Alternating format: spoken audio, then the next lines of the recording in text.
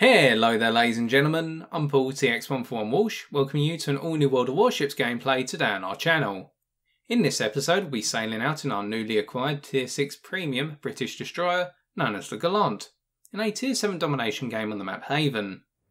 We are joined today by our good friend Z, who is sailing out in the same ship as us, and the purpose of today's gameplay is twofold.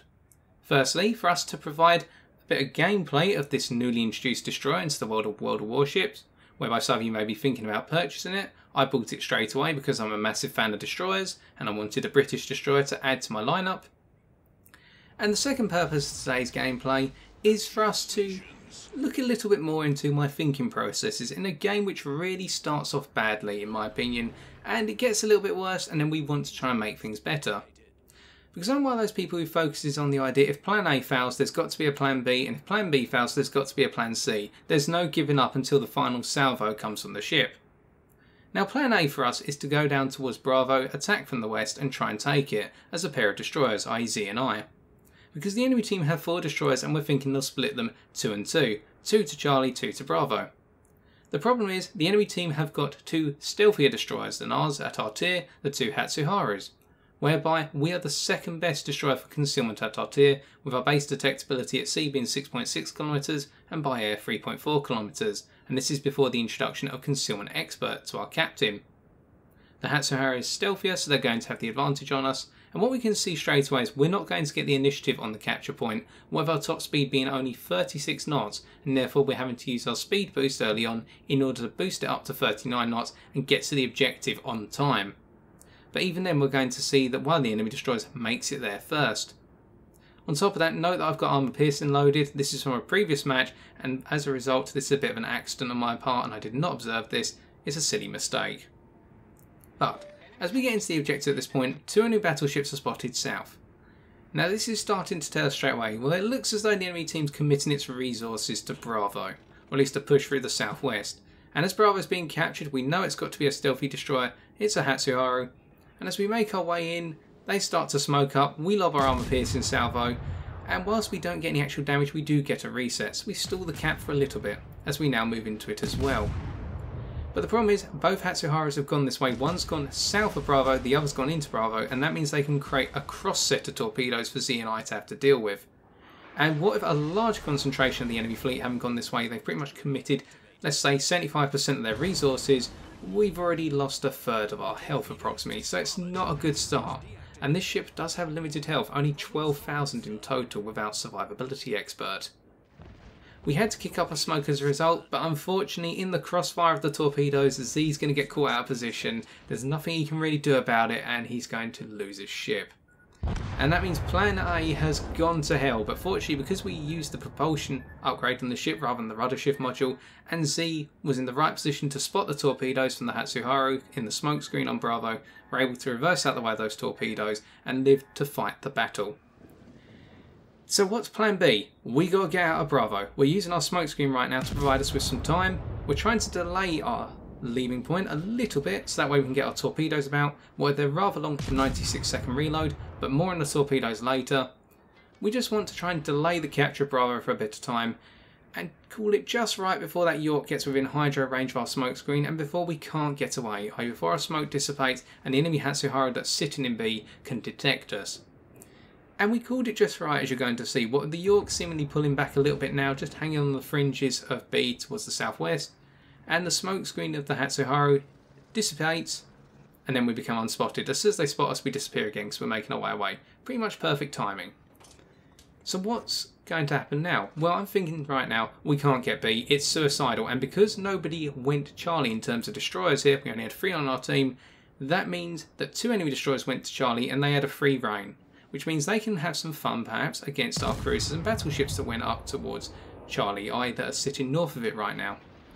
And what we can see here is that whilst we're firing some shells towards the enemy destroyers south of Bravo, we can see that the rather poor bleed effects on our shells, i.e. the high explosive shells, with their initial 808 meters per second muzzle velocity and that dropping off very rapidly up towards our maximal range of 10.2 kilometers, means that it's very hard for us to land shots if we're not used to firing these guns on fast moving targets. And we've got that same muzzle velocity on our armour piercing shells. and our high explosive does decent damage, of 1700 maximum and 2100 maximum for reference on our armour piercing. But we're now committed with our speed boost to making our way towards Charlie. But before we do so, our torpedoes reloaded, we can see a number of enemy cruisers are going to be. Let's take a shot at scoring a torpedo hit, or the bare minimum, we can make the enemy ships present broadsides to our guys up to the northwest of Bravo. We can make it awkward for the enemy team, it's the least we can do, at least for now. But at this point we're also radio located. Now I can tell you straight away it's got to be the Kamikaze R, for two reasons. We weren't radio located whilst we were in Bravo, so that eliminates any of the enemy ships that went to Bravo. On top of that, the enemy Farragut is very close to our friendly Scharnhorst up in the northeastern corner of the map. There's only one ship that we don't know the location of, and that's the Kamikaze right now. And there's only one ship that would be close enough to radio locate us for that period of time, which is why we know. And we get the feeling that the Kamikaze's either gone north out of Charlie or they've gone south out of Charlie, as we're radio located again. And I'm thinking right now they're probably somewhere southwest of our Königsberg and therefore northwest of us, as we're briefly spotted and they're not, and our torpedo, one of them, strikes one of the ships in Bravo. Now we don't really care about that torpedo, that was just a guess, and it worked. More importantly, we're now taking Charlie back, because the problem is when you commit all of your fleet to one objective, no matter whether you cover tons of ground at the start thanks to your destroyers, if they don't cover that ground, they've got to give it up. They're not battleships, they're destroyers at the end of the day. They're flimsy by comparison, they can't act as anchors for your team. So we can take this objective back, and it was a speed boost well used, getting into this objective. Now on top of this, straight away, the next part of our plan, we've got to take Delta back, because our team's down on points, and what we want to do is try and reverse the points gain of the enemy team, because they are pulling away a little bit at the moment. As we make our way down towards Delta, then what we can also see is we'll be leading the charge for our guys up in the northeast, and we'll be providing the vision. Sorry for mumbling over my words there.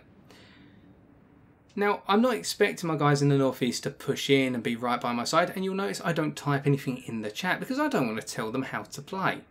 All I'm doing is leading the way, and if they want to take the option, they can. If it doesn't work out and the enemy team puts up a defensive wall, well, I'll pull back through Charlie towards Alpha, because I get the feeling the Kamikaze's up that way, especially with the enemy team's two Hatsuharas being spotted around Bravo still. As we make our way in towards Delta, then we're getting ever closer. We can see that our team's defensive line around the Bravo objective, i.e. off to the northwestern side of it, is falling apart somewhat. Our ships are starting to fall down. And the numbers are starting to fall as well. We've lost 4 ships to the enemy's 3. It's not looking in our favour right now, and the points advantage even agrees with that. Now it looks as though the enemy Colorado is by itself creeping away from Delta, heading westwards, so this is good. And we can get into Delta and enjoy picking up another capture point. But unfortunately we're going to get ambushed by a Bayern of all things, and that means that we're going to lose even more health very shortly, as the Bayern will appear off to what will be our starboard side, and this isn't great, and this means that plan B has gone to hell, as the Bayern gets ready with a full salvo of high explosive to smash us to pieces. And we're very lucky here not to detonate, because we haven't got the anti-detonation flag on, as we take multiple hits and we're now down to roughly our last third of health. That lack of overall HP really being noticeable here. But fortunately for us, when we throw off our torpedoes, we had to expose a full broadside to do so. That's one of the limitations of your torpedo tubes, your 2 quadruple sets. That Bayern, in their confidence, has sailed right into 4 of them, one of the entire set. And that means we've knocked all their health down. What if our maximum torpedo damage per torpedo being 15,433, you can shred enemy ships with your torpedoes if you get them on target. And then nice torpedoes as well, 8 kilometers maximum range and a speed of 61 knots. And once more, they're only detected at a base distance of 1.3 kilometers, which means you can catch people by surprise with them. As our Scharnhorst finishes off the Bayern, and we made life easier for them through our torpedo salvo. Now the enemy Colorado is turning back towards Delta to try and prevent our push, but because we're sitting in the smoke and now we're creeping out of it, they're never going to prevent it, and they're in a situation where they're outnumbered 3-1. Now I say 3 because we don't want to be here. We've lost too much health to continue to act as the scout for our team. And the fact that we've got 3 ships heading through Delta right now is a problem in the grand scheme of things, because it means that these 3 ships that are going to take on the Colorado are out of the game for capture points right now. They're too far away to contribute towards Bravo or Charlie. So instead, we're going to use what health we've got left to head back up towards Charlie and potentially contest whatever's capturing A. And we still believe it's the Kamikaze R up at Alpha. And our Königsberg is going to do something in a minute which tells us it's got to be that kamikaze. I'll explain when the Königsberg comes into view. In the meantime, as we make our way back, we use our final speed boost, but we notice an opportunity, and we note that the enemy Gneisenau in particular is pushing through Bravo towards our Scharnhorst. Now look on the minimap, we can see that the enemy Gneisenau has got a perfect broadside salvo position against all three of our ships attacking the enemy Colorado. But we can pick on this confidence that the Gneisenau's probably feeling right now. Haha, I'm going to ambush these three enemy ships. Well yes, but you've got to keep in mind that there is a Gallant on the enemy team that has 8km torpedoes and can now use those torpedoes that are finally reloaded in order to catch you off guard, because that Gneisenau's pushing in to get a good shot.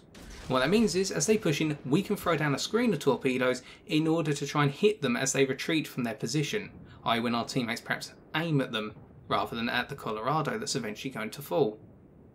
So therefore we're hoping we'll score at least one torpedo on the Gneisenau and therefore damage them, perhaps cause some flooding, and perhaps that'll be enough to finish them off, as they seem to be on a precarious amount of health as is, only 27,000. The Colorado falls, and that means now the Gneisenau is going to be the focus of our teammates. They can whittle itself down, and those torpedoes, the left-hand set in particular, don't look too bad. And I should point out, you can on this ship fire the torpedoes as individuals, like on the British light cruisers, but we're not doing that here. We can see that one torpedo does hit, it causes flooding, and does 11,000 damage. And the Gneisenau's also going to take some significant hits from our allies there, leaving them on just under 10,000 health, and what with them having used up their heal from earlier and their fire extinguisher, or the repair for flooding, that means they can't get rid of that flooding and they're going to bleed the rest of their health gradually. So that's one enemy battleship out the game. And now we're heading towards Charlie. It's time for Plan C, the idea of playing the defensive role rather than the aggressive role now with our limited health. Our Königsberg is retreating from Alpha. What does that tell me? That tells me that's a cruiser that's not confident, because it's probably being radio located and they're probably thinking it's got to be a kamikaze that's radio locating me. And with that kamikaze having so much concealment and on top of that very powerful torpedoes and quick reloads on those torpedoes from what I recall, that Königsberg probably doesn't want any of it. So let's work together. I'm the better ship for concealment, and if we work together, any enemy destroyers that push towards Charlie or Delta will need to take us both on. Cruisers shred destroyers in general, I can act as the picket ship that provides the spotting by comparison. So that's why I'm here, to secure the ground that we've taken, and we spot very briefly why the enemy Hatsuharas that's pushing through Bravo. Now this is great, and here we're going to make the decision not to try and anticipate them coming around the left-hand side of the rock off to our port side, because they were defecting away from the left-hand side towards the right. And with our Königsberg here, and they'll be well aware of it, the enemy Hatsuhara will know this cruiser's here and it was heading south, they won't want to go around the left-hand side unless they have Death Wish, and our Königsberg throws some torpedoes there to push them off. In the meantime then, we're going to look towards the right but delay our torpedoes a little bit, as we're radio located by the enemy kamikaze. Now the reason we're delaying the torpedoes is because we want to make that Hatsuhara think that we're not going to throw our torpedoes, we don't have them available. We throw them later than anticipated, we want to perhaps catch them as they're coming round the corner. They probably could be coming around the corner very slowly, very gingerly, thinking that the torpedoes will be coming straight away rather than later, as we're anticipating. And as we become spotted by the Hatsuhara very shortly as they come round, right on time, we can see they're caught by the fact our torpedoes are later than anticipated and we're starting to fire at them, and they can't dodge the one on the leftmost side as we pick up our second kill via a devastating strike. Now the final confirmation that the kamikaze has got to have radio locator is confirmed with the Hatsuhara being out the game, although we knew it at this point pretty much via the Hatsuhara being out the game, and from earlier on.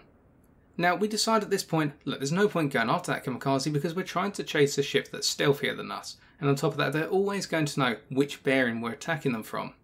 And we know that our Königsberg has lost a ludicrous amount of health, so they must have been caught out by some torpedoes from that enemy Hatsuhara. Well done to them if so. So what we're deciding to do instead is we're going to push towards Bravo, but we're going to take our time in doing it as we're briefly detected, and that automatically tells me that kamikaze's got to be north of me, because that's the only place they could detect me now where they weren't detecting me earlier when I engaged the Hatsuhara. Therefore I will go south in order to try and bait the kamikaze to come to Charlie. But you see, I'm not doing it directly, I'm taking my time to make the kamikaze think, actually that Gallant's waiting for me. It's trying to ambush me or at least sit behind an island and catch me at close range where I can't use my concealment and my torpedoes as effectively as they can use their guns and torpedoes to counter me. But what I'm actually planning to do here is head towards Bravo, and I'm just uniting with the Königsberg, and I've pointed out on the minimap that that's where I think the enemy destroyer is, north of us.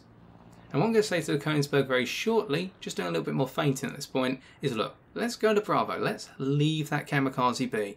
They're a time waster, they've spent the game pretty much capturing points. They haven't really been that active in torpedoing things from what we've seen. Now of course capturing points is important, but they don't seem to, in my opinion, have that confidence to challenge us, or even our 426 health Königsberg, which they could probably do in a single salvo. Now as we make our way towards Bravo, we become undetected on the radio locator, which tells us they've still got to be approximately north of the Königsberg and I, because the Königsberg is probably being RPF'd right now. And this is perfect information, and it means as we push towards Bravo now, we're doing it together, as our Königsberg throws off some speculative torps once again. Good idea, perhaps not in the best direction compared to where I'd like them to be, behind us. But as you know, I'm not talking in the chat because I don't want to tell people how to play, I don't think it's right. So as we make our way towards Bravo, we're also looking at what's going on in the rest of our map. And we can see that our Nizal's committing to bringing down the enemy Bayern. And on top of that, our Indianapolis is seemingly going north towards Bravo. Now the enemy Hatsuhara was last spotted coming south of A, and therefore they'll probably bump into our Indianapolis and probably try to fish it off because it's on very low health right now. But regardless, we'll get into Bravo and start taking it. And what if our two teams right now being separated by approximately 7 to 11 points? It's a very close game. It could go either way. And the reason we're slowing down very briefly here is just in case all of our assumptions about the enemy kamikaze were wrong and they were going to torpedo us around the corner there. Just change up our speed being a little bit unpredictable. And what this also means is we'll be in the capture point at roughly the same time as the Königsberg, which means that 2 ships cap it faster than 1. And if we can get through this objective faster, then we can initiate our next battle plan faster, rather than having to delay and wait. But what we decide to do as we're gradually swinging around in the middle of Bravo is actually go after the enemy Hatsuhara, because they take out on Indianapolis. Then they've got a free rein to push into Bravo or charge into Delta. And they're roughly the same health as us, and what if our 5-second reload to their longer reload, we'll be able to outgun them at close range. So therefore, we really want to go after them now. We want to be proactive and be that destroyer hunter. And we've always got a Königsberg behind us, and they may only have 400 health. But at least they've got 9 guns that they can very quickly throw a couple of salvos out with before they fall down. Or at least that's what we hope. So we'll have that supporting fire. Now making our way in, almost finished off the cap at this point, we can see that Charlie's not being captured right now.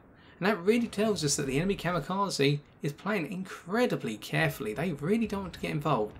So we can write them off for all intents and purposes. In the meantime, we throw some shells towards the Hatsuhara, and we can see here how our high explosive shells lose their muzzle velocity over distance quite significantly, and to really provide some lead here to get the clean shots. And finally Charlie's being taken, so the kamikaze is a long way back.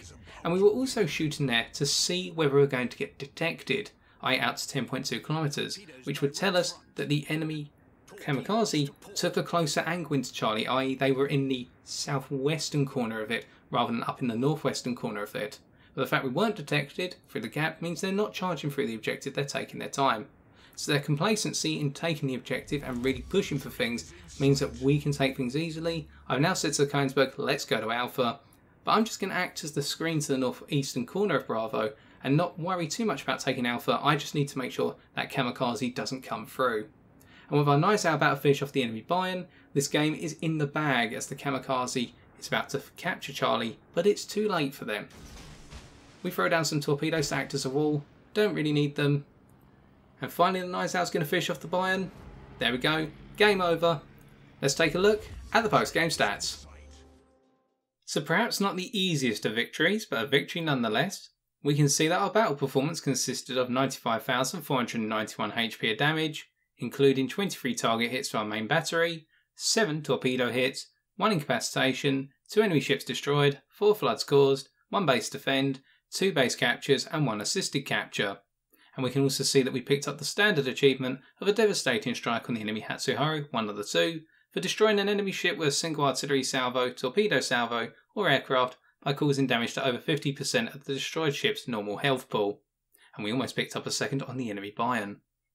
Looking at the team scores, we can see we topped our team in terms of base experience earned, 2,061, whereby this was not a carry on our part, but we simply changed up our game plan as the game evolved, and at the start it evolved in an adverse nature for our ship, whereby our initial push into Bravo was cut off and met by the enemy team very heavily.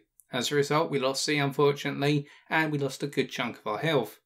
Our plan Bravo is to pull back and secure the ground that was thinly held by the enemy team, i.e. objectives Charlie and Delta, and in doing so once again we met adverse circumstances by being ambushed by the enemy Bayern.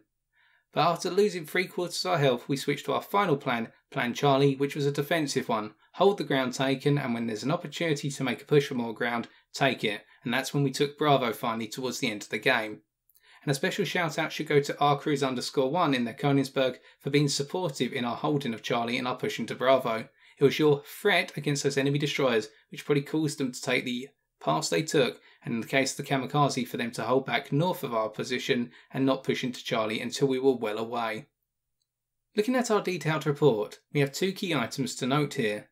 The first is the effectiveness of the torpedoes on the Gallant, whereby practically all the damage we dealt was based around torpedo damage and subsequent flooding damage, constituting approximately 89,000 out of our 95,500 total damage. The second item in terms of objective play was the fact that we were very objective focused as we switched to plans B and C, whereby in the end we picked up 90% of our team's total capture point ball and also picked up a couple of defence points. And finally, coming on to our credits and experience earned, we can see that after deductions and additions we walked away with 289,917 silver credits and 6,184 Commander XP. To conclude, hopefully today we have demonstrated how things do not always go to plan in the average game of World of Warships, whereby you start off with a plan but sometimes you can meet some rather adverse resistance as we did today. But when that occurs you can react in one or two ways. You can either just stick with your plan and go with it and ride it out and hope that things are all in your favour, or the alternative, as we did today, is change your plan up, modify it accordingly so that way you can redeploy yourself on the battlefield and continue to be useful for your team. Whereby we went from plan A to plan B, and when plan B failed as well we went to plan C, which was the plan that finally worked and allowed us to achieve the final breakthrough. And if anything, this goes to answer the question that a number of you have asked me time and time again, which is how do I feel I define myself as being different or slightly better than perhaps the average player of World of Warships. And this is not meant to be a bragging contest, just to provide a long awaited for answer. And that is that I personally feel I am the epitome of the old British spirit of keep calm and carry on. I can look at the objective in an objective manner and redeploy myself to make the difference for my team in given circumstances. And so I've been TX141, and if you have enjoyed this video, why not leave a like, comment or subscribe for future World of Warships videos on my channel. But until next time, ladies and gentlemen, take care and fair seas.